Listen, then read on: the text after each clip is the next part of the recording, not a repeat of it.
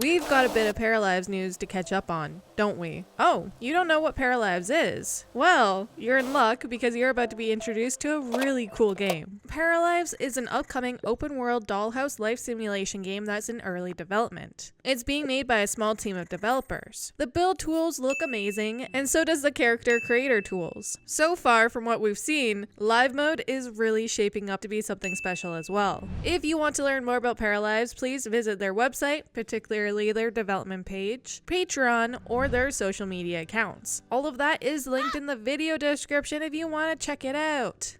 So, the team has been pretty busy. Let's check out their video about emotion animations. I love how natural they all look. I especially like the fact that they've showcased different animations for different emotions. I think it's great that animations will be based on how the para is feeling. It's not realistic for a character to feel uncomfortable, but do a generic laugh anyways, you know? On top of that, they're not overly cartoony, goofy, or anything like that. They're smooth and natural. It seems like there's going to be complex and secondary emotions featured in Paralives, which is very nice. I like it. Here's another cool video. This time it's showing off pathfinding. You can see how the paras are able to navigate their way through the maze, avoiding each other and other obstacles. They do turn the corner rather sharply and robot-like. Despite that, this is pretty cool to see. Here's a video of Sebastian doing push-ups. You can see he's doing them with a low skill level, a medium, and a high one. Then a bonus round that features a bug that they encountered while creating this. Once again, this is an incredible showcase of how natural and smooth animations will be in Paralives. It's amazing looking. Kudos to the developers for creating this.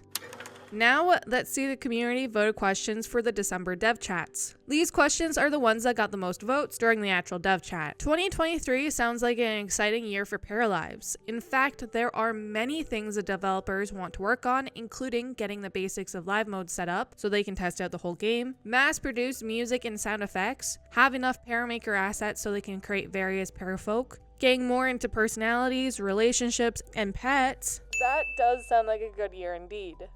During the December dev chats in particular, the developers kept mentioning that they're going for fun over realism. They don't want to add elements to the game for realism if it's going to be boring or tedious for the players. This makes sense to me. It is a game after all. Of course, there's a fine line between things being too easy and things being tedious and boring. I guess the point is that the game needs to be challenging. There has to be things that the players need to strive for, complete, overcome, etc, etc. Since Paralives is a sandbox game, there's going to be many ways for the players to interact with gameplay elements that they choose to interact with and accomplish them in various different ways. Players will be able to set goals for themselves and have different ways of completing these goals.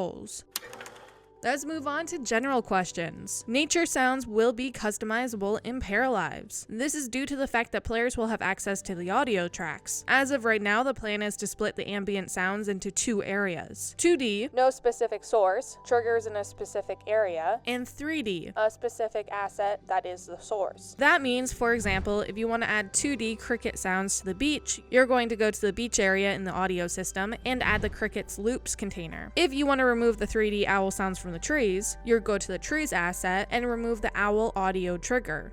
Should there be a cheat console, or should players just discover the cheats throughout the game? Personally, as a YouTuber and as a player, I'd prefer to know and have access to all of the cheats. Using cheats is certainly the easiest way to accomplish things in videos, so I don't waste hours upon hours waiting for something to happen to record it. It's just overall easier to know them all and have access to them all. As a player, I find it hard to control myself if I know all of the cheats, but that's more of a me issue. I would still prefer to know them. I'm definitely on team cheat console. What would you prefer?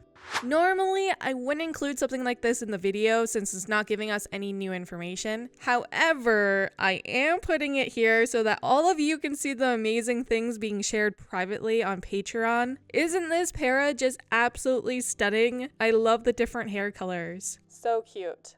Have the devs start brainstorming techniques to make the world feel alive? while still feasible for performance reasons, they do have some ideas on how to do that. For example, seeing neighbors commute to work or to other public lots, and also having various events happen in town from time to time. To help with performance, one of the things that they're going to be doing would be to unload characters when they enter a building that you can't see into at the moment. This stuff is pretty interesting to hear about, I think.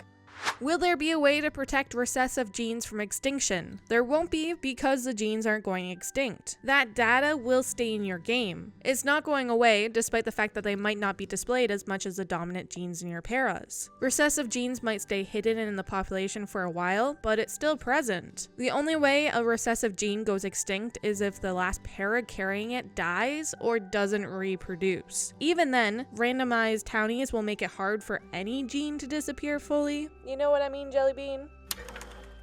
Let's talk about live mode. How much interactive clutter will there be? There isn't a clear-cut answer to this. First of all, they don't have a full list of objects or interactions that will be available in the game. There's going to be a wide range of clutter items that would only be decorative. Having functional items is more resource consuming for the developers. With that in mind, chances are there's going to be less of them.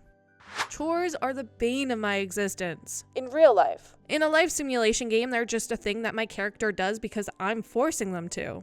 What are some chores you would like to see in Paralives? Perhaps some general tidying, like making the bed, or taking the trash out, doing some grocery shopping, maybe even some laundry gameplay. When paras pick things up, they probably will bend their knees and swoosh their hands and the item will appear. I do love a more detailed animation, but if this is a way to help the game function better and allows them to include other highly detailed elements, then I'm fine with it. Small crimes are still considered, but there's no news on it right now. I really want them to include home or lot rules. I think that could be a lot of fun to include challenges to specific lots. Plus, it could be nice to have a house rule like take your shoes off when entering my house. America, I'm looking at you for that one. As a Canadian, I will never ever feel comfortable leaving my shoes on in someone's house. This is such a cool idea. I'm sort of obsessed with it. The idea is that the players can add stuff to the lot, stuff like puddles, cracks, dust, water stains, oil stains, cobwebs, flaking wallpaper, things like that the paras could clean, replace, or repair in live mode. These items would decrease the property value, and when fixed, the value of the property would return.